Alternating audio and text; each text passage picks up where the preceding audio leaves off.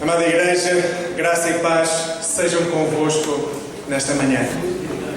É uma bênção quando podemos juntar-nos para falar sobre Cristo, porque no fundo, através do cantar, do orar, da leitura da palavra, o que estamos a fazer é falar sobre Cristo. Estando a ler o Antigo Testamento, o Novo Testamento, o que estamos a fazer é colocar Cristo no centro da nossa vida. E hoje vamos fazer isso novamente, irmãos. Hoje vamos continuar a série de pregações sobre o trabalho. Começámos já há 15 dias uma série de pregações sobre a importância do trabalho. Temos feito este percurso que nos tem feito repensar os nossos sentimentos em relação ao trabalho, mas também as nossas crenças em relação ao trabalho. Porque nós somos moldados pelos nossos sentimentos, nós somos sentimentais como seres humanos, mas também temos uma série de crenças que nos vão moldando e que nos fazem olhar para, neste caso, o trabalho, segundo uma determinada perspectiva. Por isso a pergunta que temos feito é: porquê é que trabalhamos? Obviamente dizemos, bem, trabalhamos porque precisamos de comer, é certo. Trabalhamos porque queremos satisfazer as nossas necessidades? Sim, também é verdade. Porquê é que trabalhamos nós? Qual é o foco principal da nossa ação de trabalhar? Trabalhamos para ser autossuficientes? É esse o objetivo do nosso trabalho? Porquê é que trabalhamos nós? O que é que nos motiva para realizarmos a ação de trabalhar? Já vimos que o trabalho, vimos isso na primeira pregação, é um dos atributos de Deus. Deus, desde o início, que trabalha. Deus trabalhou ao longo de toda a história, mas nós vimos especificamente e numa altura em que o pecado ainda não tinha entrado no mundo, ou seja, numa altura em que o pecado ainda não tinha transformado a mente e o coração do ser humano, Deus trabalhou de uma forma excepcional. Tão excepcional que no final dessa criação Ele diz que tudo aquilo que tinha feito é o trabalho que realizou até ao momento, todo o trabalho não somente era bom, como era muito bom. Gênesis 1:31, irmãos. Todo o trabalho que Deus tinha feito era, na realidade, muito bom. O resultado desse trabalho, irmãos, foi que Deus criou uma humanidade e um mundo no qual tudo aquilo que existe é obra de Deus e, em princípio, e por princípio, deve ser muito bom. Por isso, hoje, somos chamados a dizer também, irmãos, que o nosso trabalho deve ser a continuação do trabalho de Deus e tudo aquilo que nós fazemos deve ser muito bom. Mas também vimos, irmãos, que o mundo tem uma perspectiva diferente do trabalho. Se vimos como início que o trabalho é algo que nós somos chamados a fazer porque Deus o fez e Deus é o nosso exemplo, nós devemos fazê-lo para continuar a obra redentora de Deus sobre o mundo, nós também somos chamados a ter consciência que o mundo não vê desta forma o trabalho. O mundo classifica o trabalho muitas vezes consoante a sua remuneração. E quando classificarmos o trabalho consoante a remuneração que recebemos, caímos em graves problemas.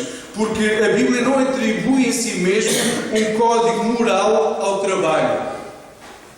A moral e a ética não se aplicam ao trabalho, aplica-se ao trabalhador. Por isso, em princípio, o trabalho, irmãos, não tem essa conotação de bom ou mau. A forma como o desempenhamos é que pode fazer com que o trabalho seja bom ou seja mau. E se o trabalho é usado para não dignificar a humanidade, a imagem perfeita de Deus que nós devemos ser, então sim, devemos repensar a forma como trabalhamos. O trabalho não é moral ou eticamente condenável. A forma como o realizamos pode ser.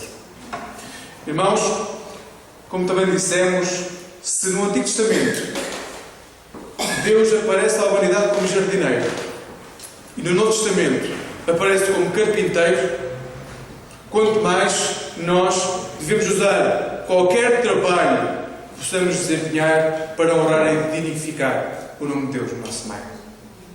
Tudo aquilo que fazemos serve para que a humanidade conheça Cristo Jesus. Seja dentro da igreja, seja nas nossas famílias, nos nossos bairros e, claro, nos nossos trabalhos.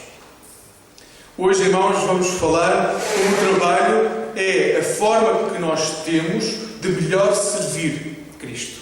E por isso, irmãos, convido-vos a ler 1 Coríntios 7, 17 a 24.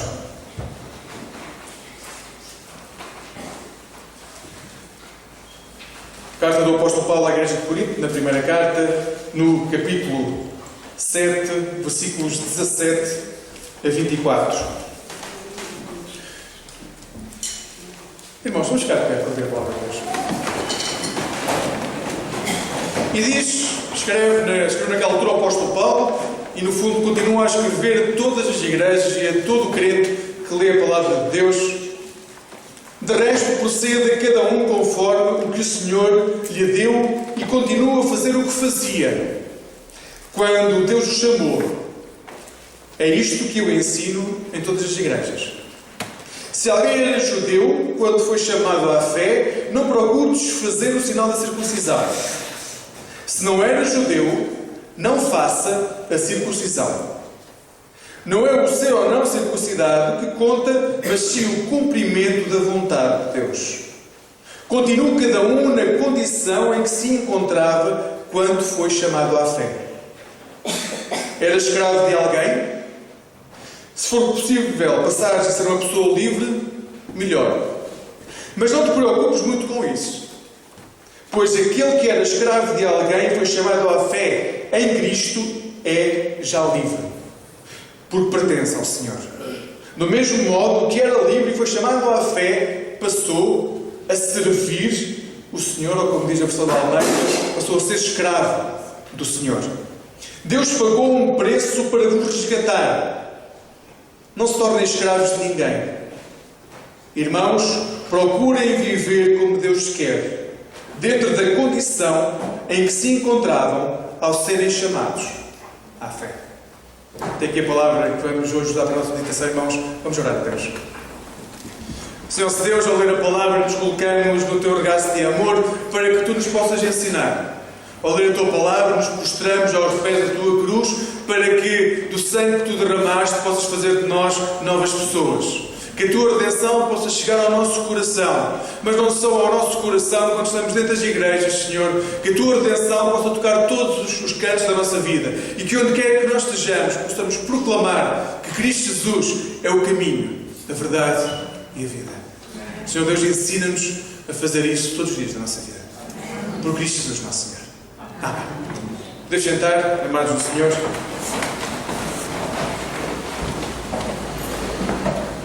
O último versículo que hoje lemos diz-nos: irmãos, procurem viver como Deus quer, dentro da condição em que se encontravam ao serem chamados à fé.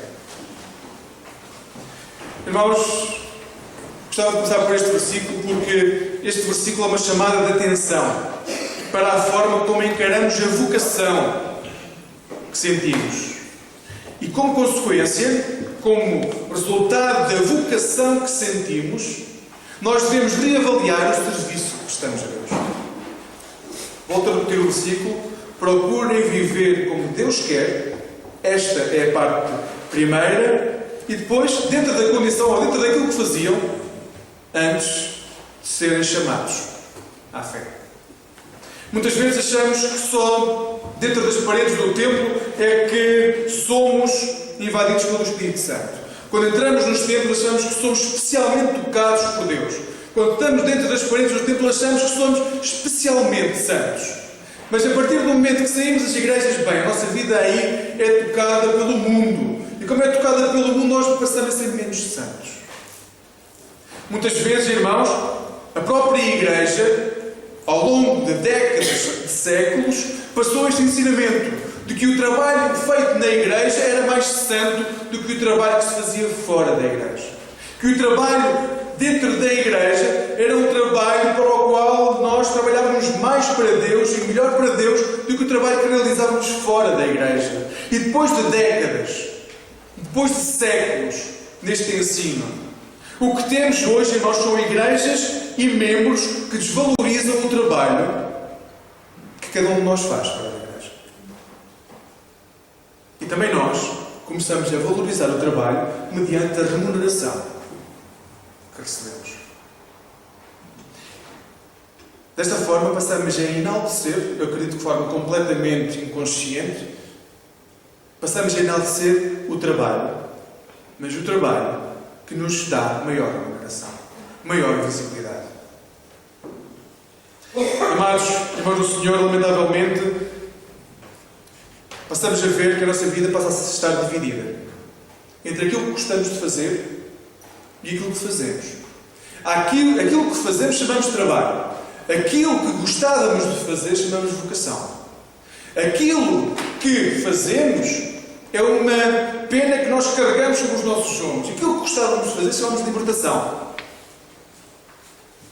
Mas também passamos a ter dois senhores, porque aquilo que fazemos passa a estar debaixo daquilo que normalmente chamamos de cultura.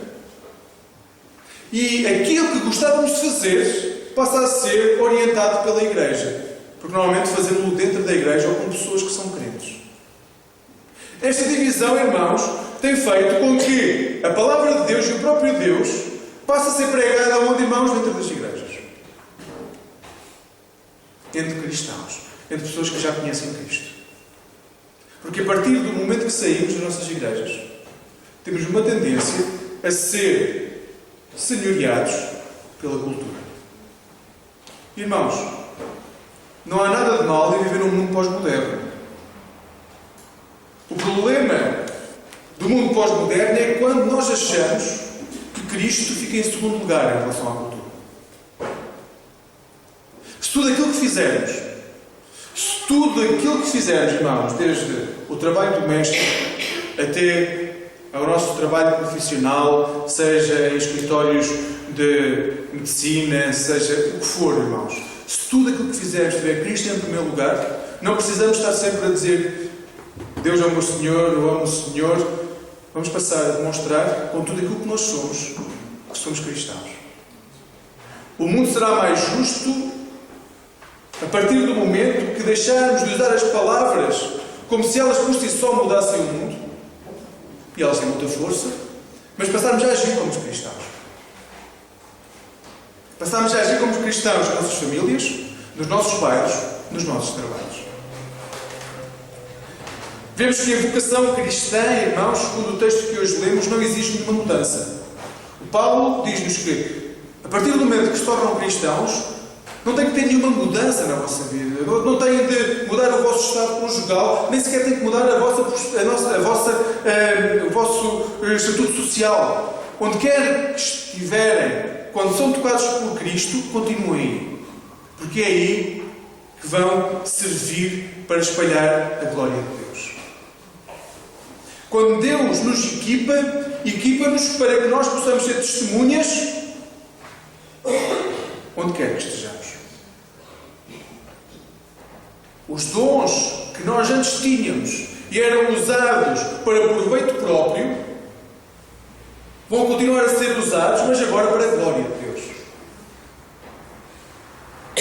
Quando Deus nos equipa, faz com que o trabalho que nós temos, e não o trabalho que nós gostaríamos de ter, faz com que o trabalho que nós temos passe a servir para tornar este mundo mais justo.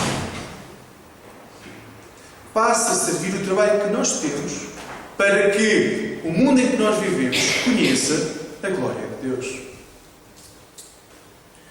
Irmãos, o livro que está a servir de base para esta série de pregações é um livro de Tim Keller, do pastor Tim Keller, presbiteriano de Manhattan, e ele no seu livro afirma: a pergunta relacionada com a escolha do nosso trabalho deixa de ser quem paga mais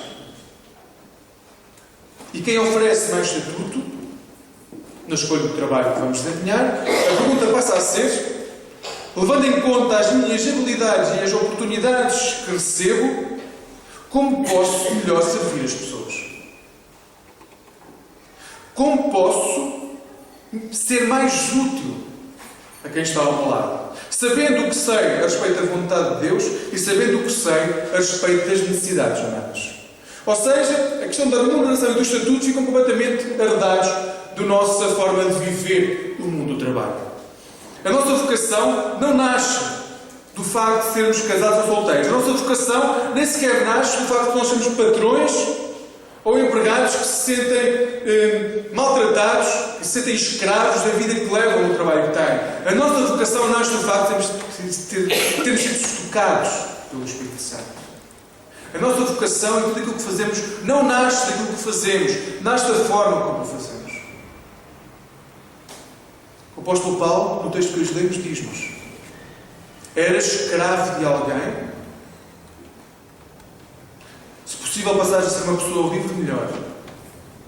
Mas não percas muito tempo com isso. Pois aquele que era escravo de alguém foi chamado à fé em Cristo e já é livre. Porque pertence ao Senhor. Do mesmo modo, o que era livre e foi chamado à fé passou a servir, ou como diz a versão da Almeida, passou a ser escravo de Cristo. Hoje, estou certo que alguns de nós, ou todos nós, em alguma parte da nossa vida, nos sentimos escravos de alguma coisa. Estou certo que o trabalho pode ser escravizante, como a falta de trabalho também pode ser escravizante. E estou certo que nas nossas famílias todos nós conhecemos ou vivemos essa situação. Mas o que nunca nos podemos esquecer é que, onde quer que estejamos, a nossa missão é servir o Senhor.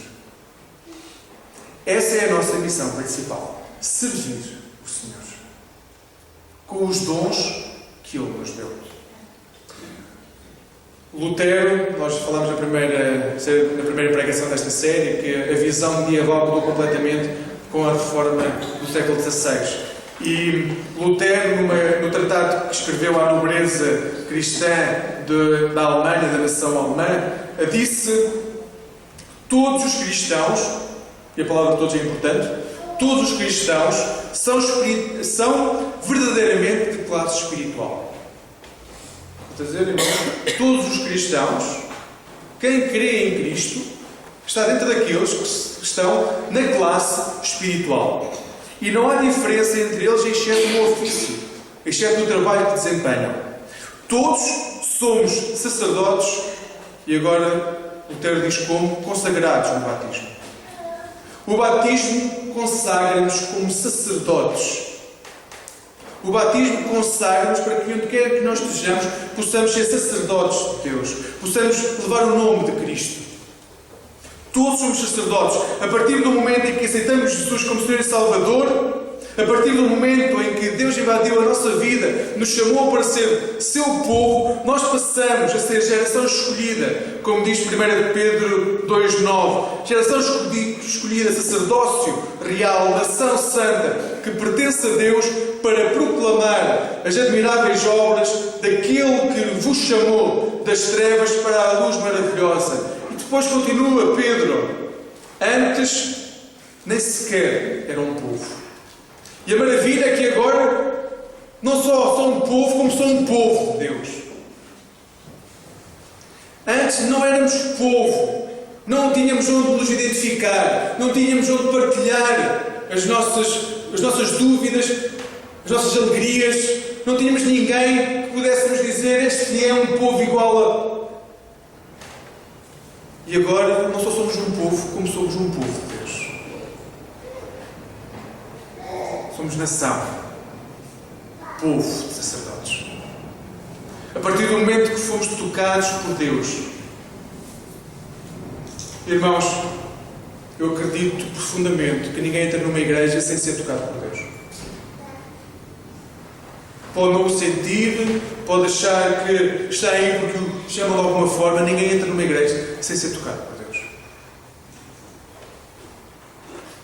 Quando entramos nas igrejas, irmãos, nós passamos a ser pedras vivas. É o que diz Pedro nesta carta um pouco antes. Pedras vivas que são usadas para a construção de um templo espiritual. Um templo espiritual que não se mede pelas paredes dos templos modernos, sejam eles muito bonitos ou nem por isso. Não se mede nos espaços físicos onde nos encontramos. O templo espiritual, irmãos e irmãs, não se mede sequer pelas atividades santas que desempenhamos. O templo espiritual é constituído na nossa família, nos nossos trabalhos, nos nossos bairros, pela forma como vivemos a nossa fé. O templo espiritual é onde quer que nós estejamos e vivamos Cristo Jesus como nosso Senhor e Salvador. Quando Cristo entra na nossa vida, deixamos de ter a necessidade de provar que somos bons. Porque tudo aquilo que fazemos é para a glória de Deus. Deixamos de ter a necessidade do trabalho de provar que aquilo que nós fazemos recebe méritos e deve ganhar méritos. Porque tudo aquilo que nós fazemos não é para nosso mérito, é para mérito do nosso bom Deus. Este Deus ama-nos tanto, irmãos, que enviou o seu Filho ao mundo para que nós pudéssemos aprender a ser verdadeiros discípulos. E nós somos tão teimosos que não aprendemos. E enquanto havia pão e circo, era fácil aclamar Jesus. Mas quando isso acabou, e se passou a falar de arrependimento e de salvação, o nosso bom Deus deixou que o seu Filho fosse pregado numa cruz. O seu sangue fosse derramado, para que nós hoje, passado mais de 2000 anos, nos pudéssemos encontrar aqui para louvar o seu sangue. É o seu sangue que nos faz discípulos. Irmãos, irmãs, é neste momento, é tendo consciência daquilo que Deus fez por nós, que o trabalho que desempenhamos deixa de ser um trabalho meramente de subsistência e passa a ser um trabalho para procurar excelência. Obviamente nós procuramos excelência dentro da igreja, nós gostamos de louvar com excelência, nós gostamos de ler com excelência, orar com excelência. Dentro da igreja é fácil procurar a excelência, mas o que nós somos chamados a viver é viver todos os nossos dias, onde quer que nós estejamos, procurando a excelência. Dorothy Sayers escreve: a orientação da igreja para um carpinteiro inteligente é fácil, ou tem sido fácil, porque, de um modo geral, diz-lhe: não te embebedes, não sejas arruaceiro nas tuas horas livres e ao domingo vai à igreja. Quando o que a igreja lhe devia estar a dizer era: a única exigência que a religião te faz é que faças mesas de excelente qualidade. Aquilo que nós somos chamados a fazer é viver a nossa vida procurando a excelência que enaltece o nome de Deus. Seja com as nossas mãos, com a nossa mente, com a nossa voz, o que quer que nós façamos, que o nome do Senhor seja exaltado. Como cristãos, irmãos, devemos procurar a excelência em tudo, porque é assim que vamos edificar uma sociedade mais justa.